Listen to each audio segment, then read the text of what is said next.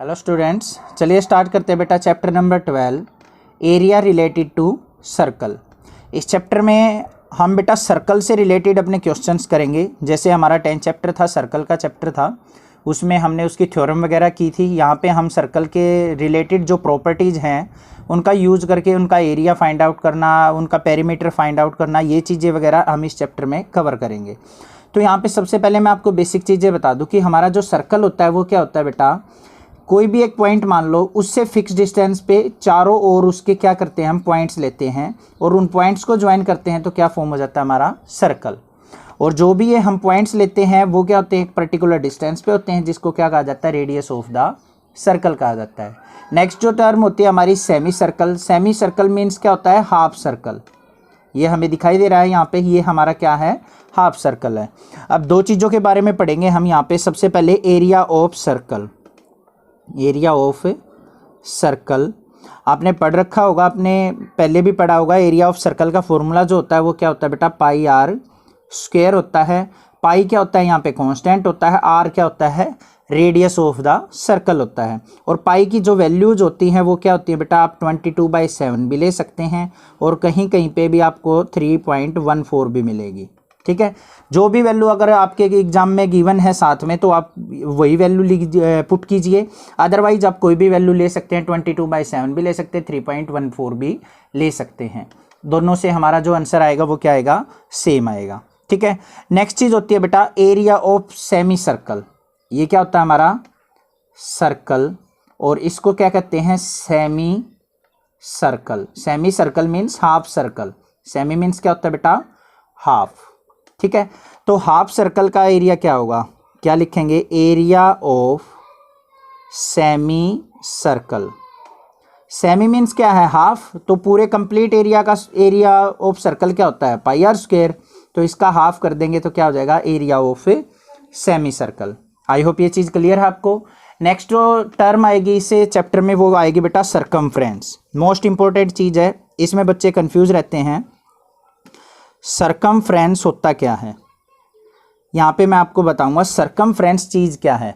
कोई भी आपके पास शेप हो, रेक्टेंगल हो, स्क्वायर हो, सर्कल हो या कोई और अदर शेप है, उसके अंदर सरकमफ्रेंस वर्ड होता क्या है।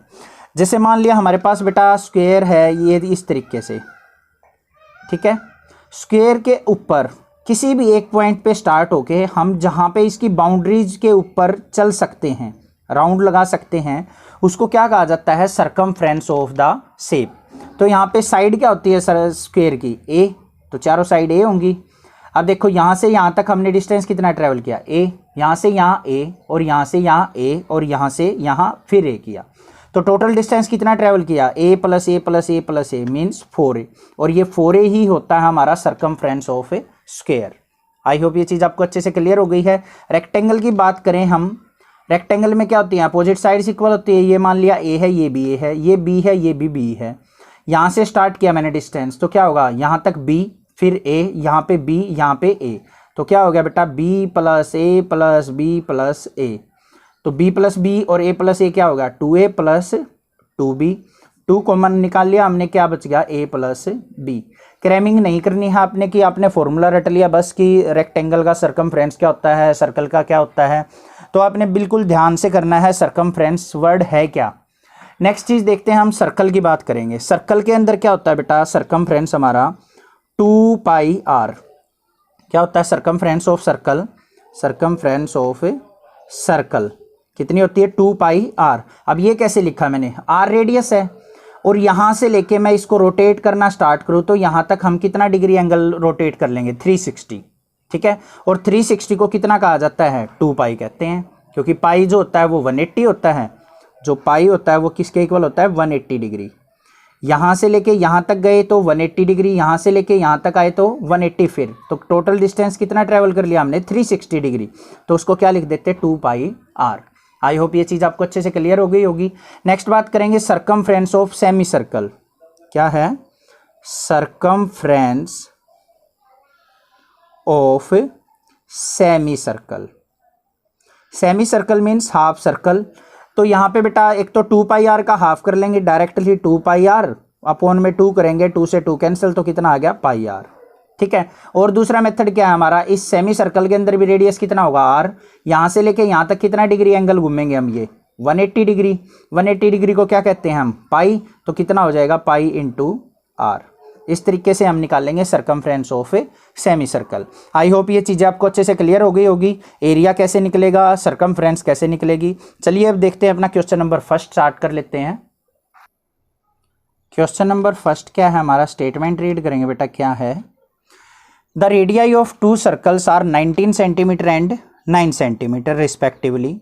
हमारे पास दो सर्कल हैं जिनकी रेडियस जो है क्या है 19 सेंटीमीटर और 9 सेंटीमीटर है। Find the radius of the circle which has circumference equal to the sum of the circumference of two circle. क्या कहा है उसने कि हमें रेडियस फाइंड आउट करनी है किसी तीसरे सर्कल की जिनमें इन दोनों के सर्कल का सरकमफ्रेंस का सम इक्वल टू क्या हो, अदर थर्ड सर्कल के हो। कैसे करना है इस क्वेश्चन को एक बार देख लेते हैं। एक बार सबसे पहले बेटा हम क्या करेंगे, हमारे पास दो सर्कल हैं, एक 19 रेडियस का ये बड़ा वाला सर्कल है तो इसका रेडियस मान लेते हैं क्या है 19 सेंटीमीटर। ये हमारा स्मॉल सर्कल है तो इसका मान लेते हैं 9 सेंटीमीटर। ये रेडियस जो है मान लिया कितना है हमारा r1 और ये है r2। एक थर्ड सर्कल है हमारे पास, उसका रेडियस मान लेते हैं r3। r3 हमने क्या करना है बेटा, फाइंड आउट करना है। हमें गिवन क्या है सबसे पहले वो देखेंगे। Radii of two circle, radius given है, राइट डाउन कर लेते हैं। सबसे पहले क्या करेंगे, radius of first circle, radius of first circle कितना है बेटा r1 इज इक्वल टू क्या है हमारा, r1 equal to 19 centimetre. I hope ये चीज़ क्लियर है। नेक्स्ट देखेंगे रेडियस ऑफ सेकेंड सर्कल, क्या मान लिया हमने है r2 इज इक्वल टू कितना है 9 सेंटीमीटर। थर्ड जो सर्कल निकालेंगे उसका रेडियस मान लेते हैं कितना है हमारा r3। Radius of third circle equal to क्या हो जाएगा हमारा r3 सेंटीमीटर। आई होप यहाँ तक आपको कोई प्रॉब्लम नहीं होगी। अब देखते हैं बेटा बात किसकी कही है, विच हैज सरकमफ्रेंस, सरकमफ्रेंस के बारे में बात कर रहे हैं। अब हमें सरकमफ्रेंस का फॉर्मूला पता होना चाहिए। सर्कल की सरकमफ्रेंस हम किस फॉर्मूले से फाइंड आउट करते हैं, 2πr से। साइड में लिख लेंगे सरकमफ्रेंस जो होती है, सरकमफ्रेंस इज इक्वल टू होती है बेटा 2πr के इक्वल। ठीक है, तो इस फॉर्मूले का यूज करके हम अपने क्वेश्चन को करेंगे। तो यहाँ पे पहले क्या करेंगे, फर्स्ट सर्कल की सरकमफ्रेंस फाइंड आउट कर लेते हैं। सरकमफ्रेंस ऑफ फर्स्ट सर्कल क्या होगी बेटा 2πr होती है, रेडियस कितना r1 तो क्या लिखेंगे 2πr1 और किसके इक्वल हो जाएगी 2π इंटू में 19 मीन्स 19 टू जा 38 पाई। आई होप यहाँ तक आपको कोई डाउट नहीं होगा। नेक्स्ट बात करेंगे circumference of second circle. Second circle की रेडियस कितनी है हमारी r2 तो क्या हो जाएगी 2πr2। r2 की वैल्यू पुट करेंगे 2π इंटू r2 की वैल्यू क्या थी 9 टू जा क्या होगी बेटा 18 पाई। सेकेंड सर्कल की सरकमफ्रेंस भी हमने निकाल ली, कितनी आ गई 18 पाई। अब हमें चाहिए थर्ड सर्कल की सरकमफ्रेंस, तो यहाँ पे क्या लिखेंगे सरकमफ्रेंस ऑफ थर्ड सर्कल क्या हो जाएगी 2πr3। r3 की वैल्यू तो हमें पता नहीं, फाइंड आउट करनी है। अब बेटा ध्यान से देखेंगे क्वेश्चन क्या कहा है कि इन दोनों की सरकमफ्रेंस का सम इक्वल टू किसके हो, थर्ड सर्कल की सरकमफ्रेंस के। तो क्या लिखेंगे according to question circumference of first circle plus circumference of second circle is equal to किसके होगी सरकमफ्रेंस ऑफ थर्ड सर्कल। ठीक है, सरकमफ्रेंस ऑफ फर्स्ट सर्कल कितनी है बेटा हमारी 38 पाई, पुट कर देते हैं 38 pi plus circumference of second circle कितनी है 18 पाई, पुट कर दी, is equal to circumference of third circle कितनी है हमारी 2πr3। यहाँ तक कोई डाउट नहीं होगा आपको। 18 पाई और 38 पाई ऐड करते हैं तो कितना आएगा बेटा 56 पाई इज इक्वल टू किसके 2πr3। r3 की वैल्यू निकालनी है, r3 को यहीं रखेंगे, 2πr को क्या 2π को क्या करेंगे इसके नीचे लेके आएंगे, 56 पाई अपॉन में 2π इज इक्वल टू किसके r3 के। पाई से पाई कैंसिल, 2 से इसको कट करेंगे तो क्या आ गया हमारा 28 तो R3 इज इक्वल टू कितना आ गया हमारा 28 सेंटीमीटर। तो रेडियस ऑफ जो थर्ड सर्कल होगा वो कितना हो जाएगा हमारा 28 सेंटीमीटर। आई होप ये क्वेश्चन आपको अच्छे से क्लियर हो गया होगा।